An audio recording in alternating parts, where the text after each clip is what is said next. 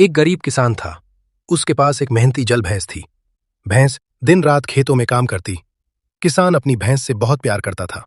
किसान जानता था कि भैंस आजादी पसंद करती है, इसलिए जब भी समय मिलता वो उसे घुमाने ले जाता। कई साल बीत गए। किसान ने काम में मदद के लिए एक नई भैंस खरीद ली। अब पुरानी भैंस थकने लगी थी। किसान को उस पर बहुत दया आई। एक दिन किसान ने फैसला किया। उसने भैंस की घंटी उतारी और कहा, मेरी दोस्त, तुम अब आजाद हो। अगर कभी मुझे याद करो तो वापस आ जाना। भैंस खुशी खुशी जंगल की ओर चली गई। ठंडी हवा, हरे पेड़ और आजादी, सब कुछ नया और सुंदर था। चलते चलते भैंस को एक गुफा दिखी। पास ही एक साफ तालाब था। भैंस बोली, यही मेरा नया घर होगा। भैंस गुफा में रहने लगी। तालाब से पानी पीती, घास खाती और आराम से रहती।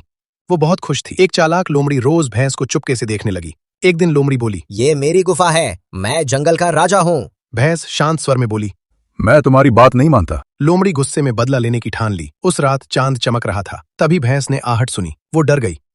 सामने एक बाघ था। भैंस ने डरने के बजाय सोचना शुरू किया। उसने गुफा के अंदर से दो जानवरों की आवाज निकाली। आज का खाना मिल गया। हाँ, लेकिन सिर्फ एक बाघ है। ये सुनते ही बाघ घबरा गया। ये कौन है? मुझसे भी बड़े जानवर? वो डर के मारे भाग गया। अगले दिन लोमड़ी ने बाघ को बहकाया। उसने कहा, वहाँ सिर्फ एक भैंस है। दोनों ने मिलकर गुफा में जाने का फैसला किया। दोनों ने एक रस्सी से खुद को बांध लिया। गुफा के अंदर से भैंस फिर बोली, लोमड़ी, मैंने तो कहा था 2 बाघ लाना, ये सिर्फ एक क्यों? ये सुनते ही बाघ डर के मारे भागा और लोमड़ी को भी घसीटते हुए ले गया। लोमड़ी दर्द से चिल्लाने लगी। इस तरह लोमड़ी को अपनी चालाकी की सजा मिली। इसलिए मुश्किल समय में शांत रहकर सोचने वाला ही सबसे चतुर होता है।